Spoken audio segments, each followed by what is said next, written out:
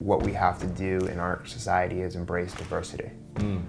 So I have a whole section about how we need people who are similar to us in terms of values and work ethic, but they need to look different. They need to challenge us. Because our greatest challenges are solved through arguments, and arguments are created when people are different. So people look at conflicts in a negative way. Conflicts are how we solve things. Nothing is peaceful, nothing is great all the time.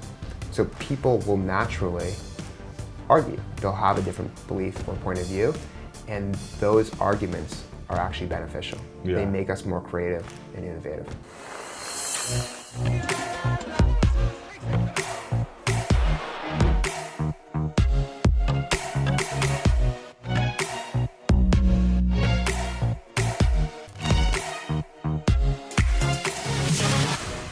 You don't figure out what you're good at or who you want to spend time with until you've invested enough in enough things and had a lot of experiences. But the more time you spend with people, the more you get a better sense of yourself and the type of people that you want to surround yourself with and can benefit from. And being generous too is obviously a core fundamental of what we both have done. Right. I mean, that is really the key. Like, I think over time I've taken on projects and worked on with different people through those projects. The projects are the excuse to have powerful conversations with other people. Interviewing over 2,000 people, doing all these research studies, starting a few companies. To me, it's almost like an excuse to meet people who are like-minded and share my interests, because I'm putting out work that reflects who I actually am. And so therefore, that is a great meeting point with other people. People can kind of come to me where I am, and I can go to them where they are, because we have those similar interests that are aligned and can benefit from each other. Right. Because and here's the thing that's really fascinating. It's like, I have come to the realization that I'm friends with you and Jay and everyone else because we're similar in terms of values, but different in terms of outlook.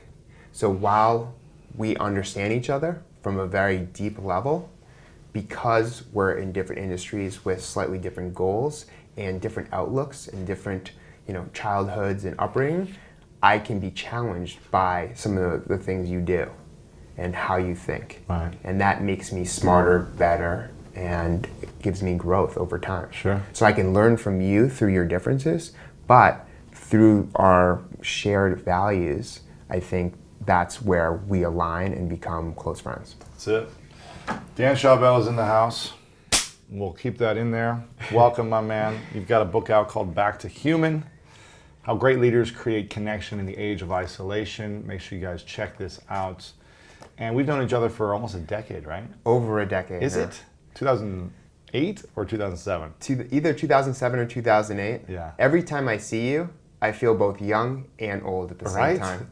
You still look the same. I know, I still look the same. I still look the same as I did when I was 5. Really? Yeah, if you see the baby pictures, it's like, oh my God. That's a good thing. It's a good thing you're staying young. We've had a fun relationship over a decade because we both got into this. You got into this earlier than me by probably like a couple of years, maybe a year or something. And I found your blog, personal branding blog, and it was like the thing I needed to see in that moment, because I was like, how do I get noticed in this space of a new journey that I'm on? I was in my sister's couch when I found it, was reading articles. I think maybe Chris Brogan linked to it or something like that. And I remember I was reading Guy Kawasaki's blog, because I think Seth Godin talked about Guy Kawasaki somewhere. And Guy Kawasaki said that he really liked Chris Brogan's blog at the time. And then I read Chris Brogan's blog, and then you were linked or mentioned somewhere, I think.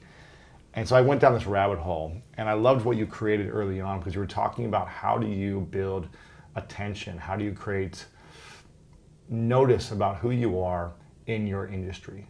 And so I took on to that early, and I think learned branding and personal branding very early because of the spark that you gave me. So I appreciate your work and your message and your research. And you've always been really good at researching. And this book is about a lot of data, isn't it? My whole life's been about a lot of data. Yeah, you're very analytical. I'm all about asking questions. Yes. I've interviewed over 2,000 people and asked them at least 5 questions each, plus 45 research studies surveying about 90,000 people in 20 countries. So really, my life is about asking questions. Why do you like data? That's how we learn. Why do you like data to that extent? Why can't you just ask a question and be happy with it? When I was younger, both when we were in our early 20s, we could write so many different career articles about how to get a job, how to be fulfilled in your life. But there was so much ageism. You're young, what do you know? Right. So for me, data was my shield. It was my way of saying, hey, if you don't believe me, here are all these data points to prove what I'm saying. It's credibility. So in 2012, I had an incredible opportunity. I analyzed 4 million millennial Facebook profiles, and I did an entire media campaign around it that went viral. It was talked about on the Today Show, CNN, everywhere.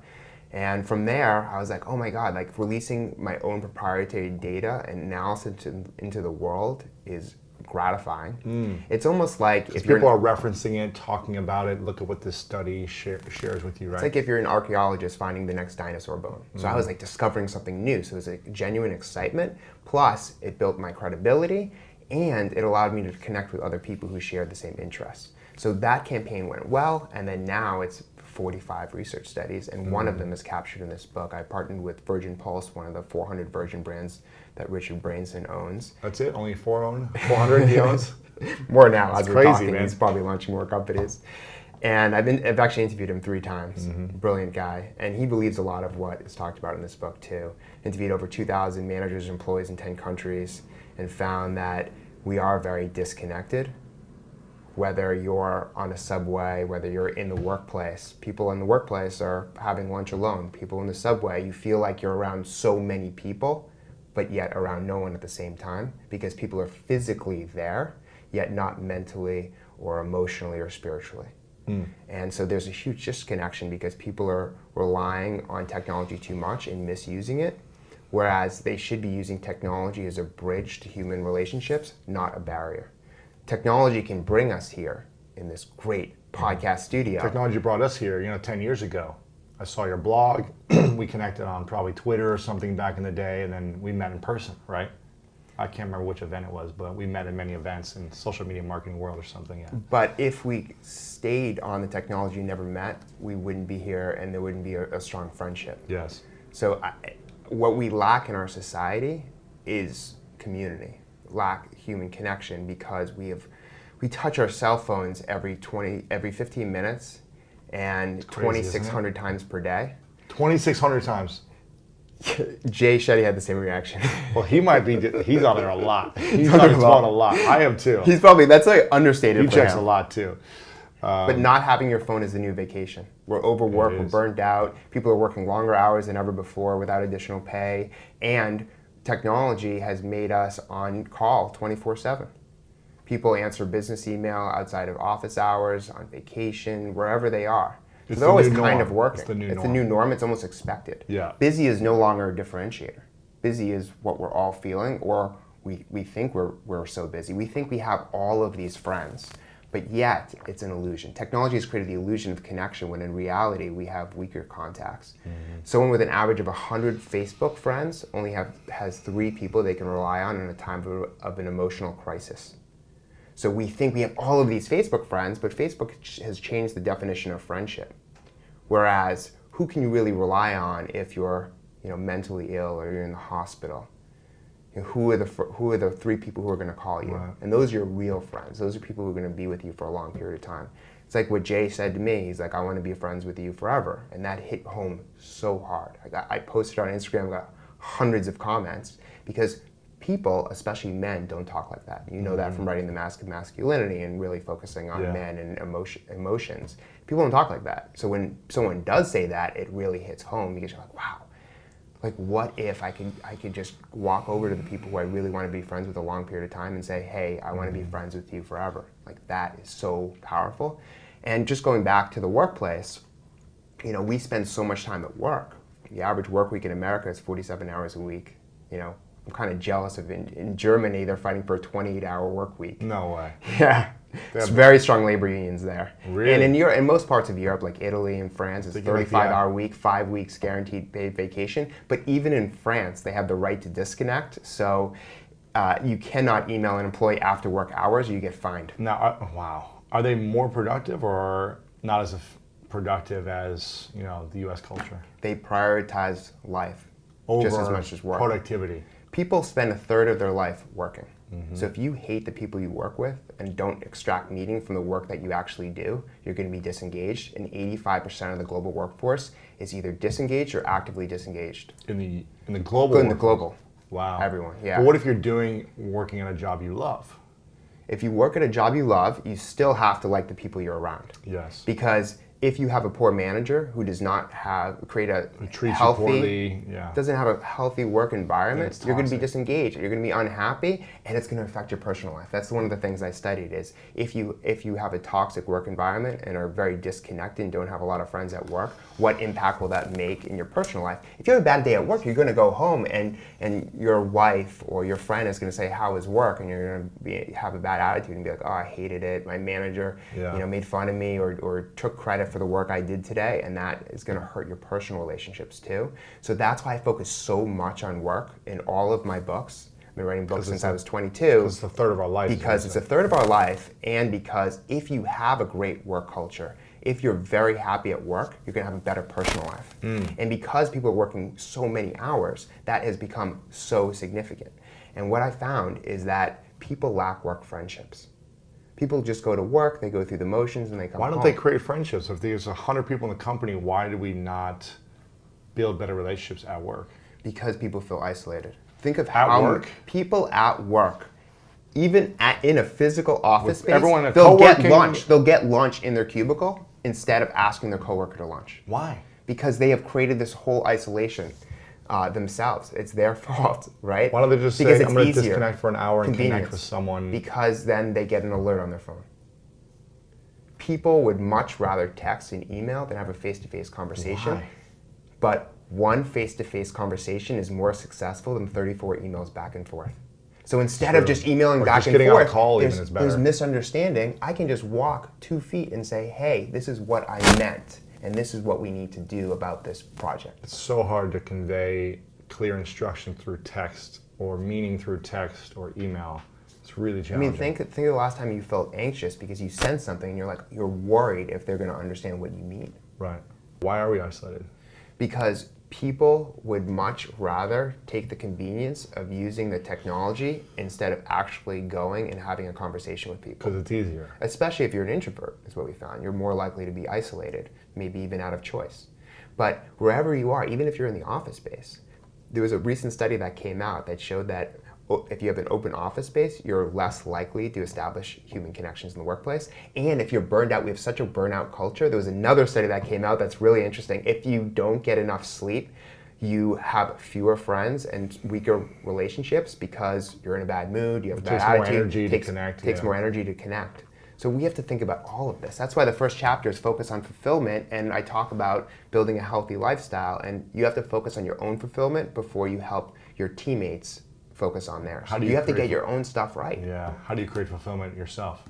You need to figure out where your strengths and passions collide, and then be in an organization that supports that. An organization that has a leader that empathizes with you and really understands where you're coming from, creates a safe environment. So at Google, they have Project Aristotle, and they were trying to find out what makes the highest performing teams. And they found that it's about creating a safe environment where people feel comfortable talking about emotions, what's going on outside of work, big projects, big mistakes that people are making, and sharing ideas and taking risks. Should we bring personal issues into the workspace? You have no choice. It's just hard happening. to just disconnect. You can't disconnect. You can't disconnect. Compartmentalize. So if you're a leader, you have to lead with empathy. I have a whole chapter 9 on this because it's so important. Because people are going through life challenges every day. I don't know what's going through your head right now. I don't know what happened this morning, but you're feeling it, and it could affect your work. So you might need a mental health day, and I have to be understanding of that. Yeah. A third of Americans suffer from anxiety and depression. We have to account for this because it's affecting so many people. It's affecting you or the people that you love or know.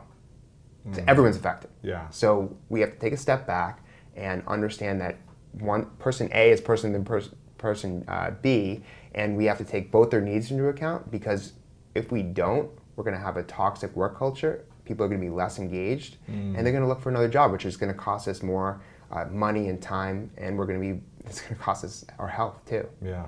Should companies have therapists in-house? Yes. Really? I think that's where we're going. Well, Claude Silver, who works for VaynerMedia, is the therapist Really? for VaynerMedia. I She's didn't the know. head of HR. Oh, really? Yeah. But she I acts think we're as a going to see that more therapist. often. Just, you're going into her office and just sharing stuff. Yeah. And opening up. Well, and think about it. VaynerMedia has a lot of young employees that are suffering the most. Really? That are It's like very the isolated. 20 They don't know who to talk to about their 23 issues. to 27-year-olds. There's, what does he have, 800 employees now or something? Are they suffering or what? Everyone has their own issues. Yeah. Everyone. No one is in a perfect situation. It's a myth. Right. And you know what? People look at us, they're like, oh, everything's all set for them. No, we're either creating our own challenges, right? Yeah. By choice. Or getting through something, yeah. Or external circumstances that we can't control are happening and we're reacting to them. Mm-hmm. And our lives, we're just iterating our lives as it's happening and reacting and molding. I never set out to do any of this. It's just naturally happened over time because I'm leaning into my strengths and figuring out what I'm good at, and I keep doubling down and doubling down and doubling down. And if something's not working, I move to the next thing. So what do you think every work environment should have, whether you're an entrepreneur and you have a team of 3, or you're working at a space, or you're a manager, or whatever it may be at any organization? What are the key elements that it should have to optimize the experience? There's obviously going to be challenges even if it's optimized and you have the therapist and this and that, but what do you think will set you up to win the best? First is using technology properly. I'll give you an example. Yeah. It's having artificial intelligence to remove administrative work so that workers can focus more on spending time with their coworkers and doing work that has more impact on others, on the company and customers and the market. Mm-hmm. Right? So eliminate that work and then use technology to get people to go to a meeting or to do something. But when they're physically there, have them take their phones and put it in the middle of the table. And I'm seeing this in the workplace. As opposed to in a meeting and checking and constantly texting. And if you're use technology to get people to a specific place, but once you're in that place, be physically and mentally present. I like that. Instead of still looking at that same phone that got you there. Because if you don't, then how are you supposed to brainstorm and even listen and pay attention to what people are saying if you're still using your phone? Yeah. So I think technology is great because it can get you to a specific location, get everyone aligned and in sync, but it becomes abusive and you become addicted if you're constantly using it during that meeting. You're not actually leveraging that meeting the way you should. Mm-hmm. Okay, so that's number 1 is leverage technology better. Use it less when you're in person with other people, right? Create a shared learning environment. That's number 2. What does that mean? Which means that instead of hoarding information selfishly, share it with others. If you read something that's really interesting and applicable to your teammates, share it with them. Don't even think twice. Mm-hmm. Because the average relevancy of a learned skill is only 5 years. Business is moving so fast that in order to keep up with these changes and adapt to these changes, you have to share what you know and have coworkers who are going to do the same thing and reciprocate. Otherwise, you're going to have to do all the work yourself too, and you need to be able to teach other people how to do that work. There's a myth that if you're an executive at a company that you maintain power by holding on to information, yet as you know and I know, as social media influencers, that the more we share, the more influence we get, the more people follow us and the more impact we can have. If we just held on to all of this content and never published it, we would have 0 impact. Right. That's it. And that wouldn't feel good. No. Okay, so that's number 2, right? What else? Is there anything else? Yes, I think that what we have to do in our society is embrace diversity. So I have a whole section about how we need people who are similar to us in terms of values and work ethic, but they need to look different. They need to Different challenge backgrounds, us. Because our greatest challenges are solved through arguments, and arguments are created when people are different. So people look at conflicts in a negative way. Conflicts are how we solve things, right? So nothing is peaceful, nothing is great all the time. So people will naturally argue. They'll have a different belief or point of view, and those arguments are actually beneficial. Yeah. They make us more creative and innovative. Yeah, you talk about promoting diverse ideas and open collaboration. Yes, we can't be closed off anymore. Yeah. The leaders of the past were autocratic leaders. They were all about command and control, They made the decisions. following policies and procedures. The managers of today and the future are those that are transformative, meaning that they encourage the best in others and have a strong vision that others follow. Mm-hmm. You can't get excited about someone who has no vision. You talk about this all the time. Right. If you have a good vision, though, you want a collaborative environment so people feel like they're included. Yeah. People want to belong to something that's bigger than them. Something we do is everyone on the team goes through emotional intelligence training and goes through many months of it. And I feel like when we continue to personally develop and grow as humans on a team, then we can start to grow as a team. When we work individually, then the whole team benefits because we're able to process emotions better, we're able to express better, we're able to not hold on to things that hold us back. And I think that's what helps see things to grow. So it's something I like doing. What else do you think the workplace should have, or the work environment should have? You say hire for personality. What does that mean? Yeah, hire for personality, train for skill. Hire people who have a great attitude because they're going to perform much better. It's hard. Attitude is everything. It's hard to teach people how to have a good attitude if they have a negative one all the time. So they'll have a positive attitude if they're around people who are positive. Right. And if they're doing work where they're playing to their strengths and where they know that they're having an impact. Most organizations fail because they're not good at communicating to their employees that and connecting with the work they do and the impact that that actually makes on the team, on the leader, on the CEO, on customers, on partners, on the world, right, potentially, right? Yeah. And so drawing those connections to get people meeting is so important, because if you're just coming to work and doing administrative work, you're not going to have a job anyways in the future. Mm-hmm. It's going to be automated, because upwards of 40 to 50% of jobs will be automated in the next decade or so. How will they be automated? Through AI, you're saying? Through artificial intelligence. So the idea, like in my industry in HR, if you think that you're going to just sit around and answer employee questions about their benefits, you're out of luck, because artificial intelligence and chatbots it's already happening. Right. Intel has an artificial intelligent chatbot, an AI chatbot for HR that's answering all those questions. So you're not needed anymore. So the smart people now focus on big data. That was always my big bet, but also focus on problem solving and social skills. Sales skills are only going to become more important. Selling a robot is not going to close a $4 million deal. Right. Yet, at least.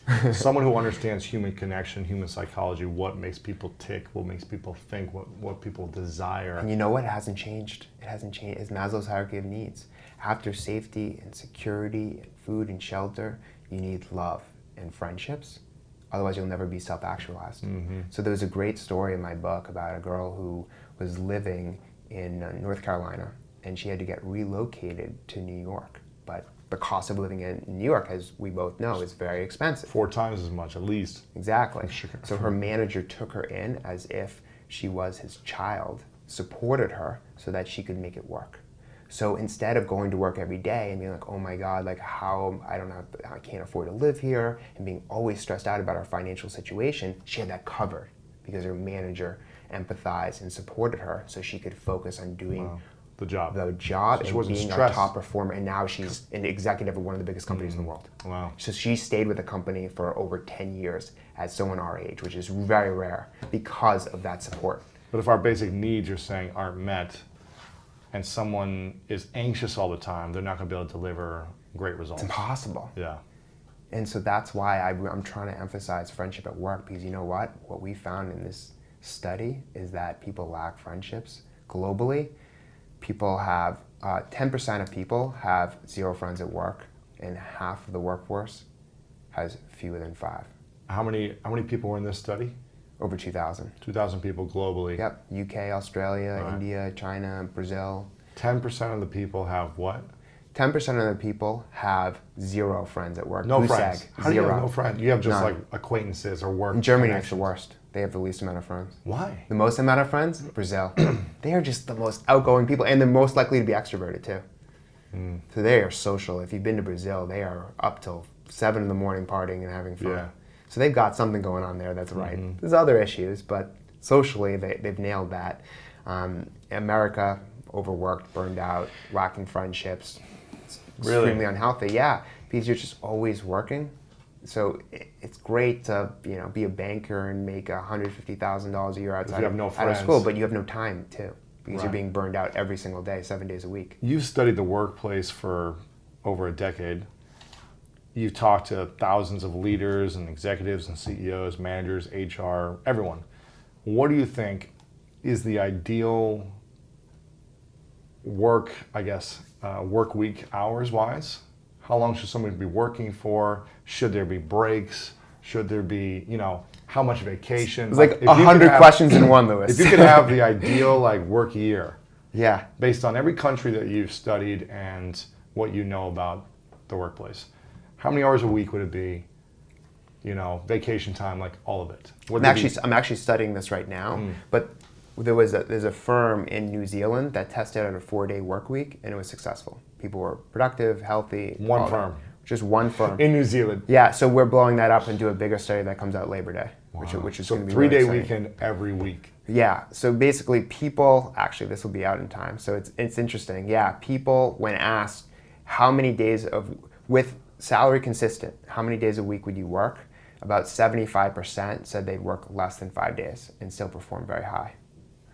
Same salary, reduced days. 1 day less a week. Yeah, because they're wasting at least an hour each day on administrative tasks that they shouldn't be doing and that are going to be automated anyways. And it might make you might be smarter in the way you have systems in place. If you knew you had 1 day less, you'd be smarter with your time, you'd get different softwares, you'd develop things. The thing is, once you're productive with 4 days, you say, hey, let's add an extra day and maybe we'd grow even more. Isn't that the challenge? Well, that's especially if you're an entrepreneur, right? You're not going to work 4 days a week. I never want to like stop. it and you see the mission. potential. It's more of a mission than money. You know what I mean? So it's more of as opposed to driving the bottom line, it's how do we impact the most? People need flexibility. That's one of the consistencies across my 10 years of research is after pay, flexibility is number one, even above healthcare benefits. Pay is number one, always, right? Number one, across all age groups. 16 to 65-year-old, doesn't matter what country pays number one. More money. But it's about fair pay. Because especially people our age in the workforce now, we're more likely to talk about our salaries to the people we work with, So if somebody has worked the same amount of years, to everyone about this. If you work the same amount of years as your colleague in the same position and they're getting $10,000 more than you because they're a man or they spoke up or something, that's not okay. Right. And you're going to end up leaving. And flexibility, healthcare, none of that's going to matter if you're not being paid fairly. So fair pay is so important. Once you get past that, then it goes flexibility. Time flexibility or? Flexible schedules, so coming in at 10 o'clock, leaving at 8 o'clock, because maybe everyone's in a different situation. You have kids, you don't have kids, you're more productive in the morning versus at night. Not having to be 9 to 5 every single day, but being able to have some flexibility when needed. Correct, and working from home. But there's a dark side to working from home. Everyone talks about it. There's less collaboration in person, it's more technology, right? Everyone talks about the positives of working from home, which are freedom and flexibility and the reduced commuting cost. Right. But no one talks about the dark side, which is loneliness and isolation. It's more loneliness, more isolation, and sometimes people they don't take care of themselves as much, right? You're just in your pajamas Less accountability. all day. Yeah, less accountability. You're just I can get up later and just get to the computer at 9, and I'm not going through my routine. I'm not, being as proactive in my health. Not all the time, but this can happen. A third of the workforce globally works remote, always or sometimes, yet 2/3 are disengaged. 2/3 of the 1/3 are disengaged, or they're just doing other things. There's no accountability, right? No accountability. That's the challenge. Unless you have 24/7 video camera on them, and you're seeing exactly what they're looking at on their computer, but you can't even do that if you're working in a workspace. Can't. But people are disengaged from work too, where they'll be on social media or they're doing other things, personal stuff all the time, right? Yeah, the research shows that you should be working in focus for 45 minutes and then take a 15-minute break, right? Because it's really hard to focus for 4 hours a day. No, you can't. So you need these breaks. You need to get up, walk around, have a conversation, engage. And that's what we're trying to encourage with this book. This book is giving people permission to establish more human connections and not rely as much on technology. And it's a reminder. Every time you're using technology, in your head you see the book cover and you're like, wow, I should be a little bit more human. And you can be human with technology too. Sure. But I think technology is a path, or can be a path to more human connection. Yeah. Right? It can lead you there. In the early part of my career, I used the technology to establish a great network. Build audience, sales channels, everything. Yeah. But it's the same reason why you have a live event, because you have to actually meet these people in person. You have to get to know them. And you learn so much about your customers, your friends, everyone through the emotions that you have and the things that you share when you're vulnerable. Absolutely. What else is the ideal workplace? So money, flexibility, and freedom, although there's learning and development is after healthcare benefits. So healthcare benefits is next? Compensation, flexibility, healthcare benefits, and training and development. So having more training to grow and develop. The younger you are, the more you're looking for a mentor in training and development. As you get older, you just don't care as much anymore. You're kind of checked out because you think you might know everything, or you're in a position where you're getting paid enough. Or you feel like you put in your time and now you should deserve a little bit of entitlement. Yet I think the smartest smartest people... people... on both sides. Yeah, there is. Like the 22-year-old... There's ageism on both sides too. Right? Yeah. Yeah, it's really hard to get a job if you're 65. Yeah. But it's also, when you're young, it's hard to get paid a lot because people see you as younger. You're inexperienced. Some people see you as inexperienced. And experience does matter for sure. I mean, it does. You know, you're better at interviewing now because you've had so much time speaking with so many people. As an entrepreneur, as a CEO or whatever, you're looking for results. Someone who can deliver results efficiently. That's what you look for. I don't care if someone's 23. I don't care what color. I don't care what gender. It doesn't matter to me. I want to know you're going to be positive. You're going to be fun to hang out with. Everybody be spending time. You believe in the mission that we're here to do, which is impact people and help people be better. And you're going to get results efficiently. Yes, you're going to make mistakes. Yes, there's a learning curve. But if you can do those things, I'm pretty happy. And you need all of those things. Everything else you can learn. You can learn everything else. That's it. That's it. But it's hard to find those people. Really Let's not make it seem like it's really easy to find good people who hard. Believe in what you're doing and who will get along with everyone and put their best foot forward every single day. Why is it so hard to find good people to hire? Because I think people want different things from work and are in different situations, and not everyone believes what you believe, and you have to be okay with that. And there's shiny objects, and there's... But I think the key is the more you put yourself out there, the more you will attract the right people, because you're not going to follow someone and read their content every single day if you don't believe what they believe, right? Unless you're a bully. Right. We've had enough of those. Yeah, so we don't of want to course. talk about them. Okay, so health benefits, flexibility, fair pay, learning and development. What else? Is there anything else? If you got that, that's a pretty good... That's really good. If you got some free food here and there, that's another perk. That's like a Google... People don't care about those perks. Really? Free food? No. And like... So I interviewed the former head of people operations at Google, and he said that people work at Google because they want to learn and be with the smartest people in the world. Wow. That's why. Because of learning and development, right? And again, Google's changing the world. They can be part of the change that they see in the world through working at Google or Facebook or Amazon or Apple, right? The companies that are changing and have control over society, they want to be part of that rather than go against it. Right.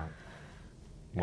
And so I think it's about being a leader that inspires, that has empathy, and that creates a culture that allows people to bring their full human to work. Yeah. Because they're going to anyways, and they need support. For an entrepreneur that has a whole team that is remote, you never get together in person. That's an issue. It's 3 to 10 people or 20 people, but it's all remote. Because I have some friends who have fully remote teams that are actually doing pretty well financially, but they haven't grown past it. It's hard to grow past a certain level. Is it possible to have a thriving business with a whole team remote? Yes. I mean, your friends have it. I have friends who do. But I think only 20% of companies have offsites or social events for their team. Yet in the research, we found that that's the #1 way to have a healthier work environment and establish more human connections in the workplace. So if you avoid doing those work human events, contacts, doing offsites. yeah. So even if it's once a year, retreats for a weekend, at least once a year, do something. I'll tell you what, you got to show people you appreciate them too. I have a whole chapter on recognition. Really? You know, and people don't want to wait a year to get feedback or an annual performance review. They want feedback along the way. They want to know right? Consistently, every day. And it's another excuse to connect with someone. So learning, sharing what you know, that's another excuse to engage someone. You know what I mean? So like these habits are only good for the work environment because the more you do it, the more your employees see that you're doing it, so they start to adopt that behavior, Right. and then you create a whole environment where people are sharing what they know. You know, the motto is, whenever I learn, I share, and they're always recognizing people, so people feel good about being there. You want to obviously recognize someone in an authentic way, right? You don't want to come off as disingenuous or blow it out of proportion, but like I think recognizing people and telling them first what they're doing great, and then saying you could improve here. something else, Feedback, that's how you give feedback. Sure. If all you do is criticize, people are going to be turned off by that. So you have to learn. There's a subtle art of giving feedback so that people feel good about it, yet they see it as a learning opportunity. As someone who's studying this constantly, you have your own company, your own team. What are you lacking to implement that you know you can do better at? Yeah, I think that is something that we should be doing better at, is an offsite. The good thing is we do at least 4 in-person events a year. So you all come together. So we all come together, not just the team, but all the customers to come together. So we are seeing them, because if we didn't have interactions with these big Fortune 500 companies every year, they would not be part of our network anymore. Because they require, especially in HR, they require a lot of human contact. Yeah. They don't want to just hear about something that they can Google. They want to actually interface with people who are like them. It's a community. Just like you and what you've created as a community. Like you can put out hundreds of podcasts and a lot of content every day on Instagram and Facebook and have your own show, but it's really about engaging people where they already are and making them feel like they're part of something bigger. Like when I was going to your shows, you could just tell that people felt like they were a part of something, and you were a leader or the group organizer, but they were like, I listen to the show, you listen to the show, we have something in common. We both care about self-development and gratitude and everything else you stand for with greatness. I think that's so powerful, is you're creating a community of people who have shared interests around something that's positive in the world. Wow. So more off-site connection, more retreat style stuff. At least have video conferencing where you can actually see the person. None of this technology is ever going to replace face-to-face interactions. Nothing. It's impossible. But video is key. I do a lot of FaceTime just with people in general. I'm always on FaceTime, and that's way better than just a phone call or text, I think. You can connect eye to eye. You're eliminating misunderstanding. Yes. And you're encouraging connection. Absolutely. And it's like every day, every morning I call my parents. Really? Yeah, I'm an only child with Jewish parents. I'm calling them every day. Yeah, of course. I can't rely on a brother or sister to call them and for me to take a break on a daily basis. I'm the youngest of 4, so I can get away with that. But I think it's a good habit to create, right? A habit where you're constantly engaging with the people who you care most about, and you're telling people how you feel about them, even if you have a fear of being judged. What should employees or people working request more of their company if they're not getting something, and how should they approach it so it's not attacking or defensive or entitled coming, you know what I mean? Yeah, that's the problem, is a lot of people feel they're entitled to more money. We should get this, and we need this, and we need this. Asking for too much, especially early in your career, is a big mistake. I'll tell you what I did early in my career, when my first job. Everyone in my department, in the marketing department at a Fortune 200 company, everyone had to create a marketing plan. And I was like a year into this job. What I did was I walked to each one of them and I said, I'm going to do your marketing plan for you. I did everyone's marketing plan, or at least the first draft of it, which is a significant amount of work. But I learned how to do a marketing plan when I was younger. And I saw a need to be able to establish relationships with everyone on the team and getting them to support future projects that I wanted to take on. And it was the best job security you could have, because I've created enormous value. Right. And so I did it all for everyone. And so it's making that huge impact quickly. Whether you're networking with someone or whether you're trying to excel in the workplace at a young age, it's seeing an opportunity where you can add value and just quadrupling down, going all in, doing as much as you can for the people you work with, because then that's how you win them over, and then throughout the rest of your career you have people who you can rely on. Absolutely, and it's hard to get rid of someone who is always showing up and always proactive and always thinking, how can I be more efficient and create better results and go above and beyond. It's hard to say, I don't want that person around. You're always going to be acknowledging and appreciating that person more than people that aren't doing it. Exactly. No, it's about consistency. That's it. If you're showing up every single day, even 5-7 days a week, people notice that. People love the work ethic. No matter what anyone says or how they criticize people we know, these people work so hard. And we can relate because we've been through this long journey. I mean, the blog I started when I was, 22 years old, over 6,000 articles now. Mm-hmm. It's been read by like over 10 million people. Like, it's big, but it only did that because every day, 12 blog posts per week. I was managing the magazine, Personal Branding Magazine. I'm managing 100 different contributors, 2 editors. I did the marketing, the promotion, the distribution, everything on top of having a full-time job. But I knew in my heart that all of that work would eventually pay off. Mm. And I think when I was in my 20s, I really had a lot to prove to myself. Yeah. I needed some sort of validation, really like you did. I needed the validation because I never got that growing up. Really? You're the only child? I was bullied so much growing up. Really? In elementary school, I got in trouble every single day. Wow. Because I suffered from anxiety, so I didn't know I had anxiety and I couldn't channel it, so I was always in trouble. And I was treated very poorly by teachers. Like, in elementary school, I was put in a closet by my 3rd grade teacher. No way. Yeah. My friends would make fun of me every day, so it was tough. I didn't really say much when I was in middle school and even high school because I knew that I would be almost punished every time I spoke. And in middle school, I was shoved in a locker. So that actually does happen. Locked? Yeah, you see it. Right. You see it, on TV, but it actually happens. Yeah. So I was too tall to fit into lockers. So they did other things to me. Yeah. They hurt my heart in other ways. Totally. But what I realized is some of the things that might have made me weak and enable people to bully me when I was younger became my greatest strengths. Mm-hmm. When I was, really young, I would come home and literally cry into my pillow because I never fit in. And I even said, I never fit in, I'll never fit in, but maybe I don't fit in because I'm special and someday I'll do something great. So you knew that? I knew it back then when I was a little kid. You said maybe it'll pay off. Maybe all of this will pay off. Really? Wow. But I had to be so patient. I was a little kid. I knew it. I knew all of this. I didn't know that we would be here doing a podcast or I'd have 3 books by now or... You knew something would happen. I just knew it because I'm maybe I don't fit in for a reason. So if I stopped the self-talk at saying, I'll never fit in, that's defeating.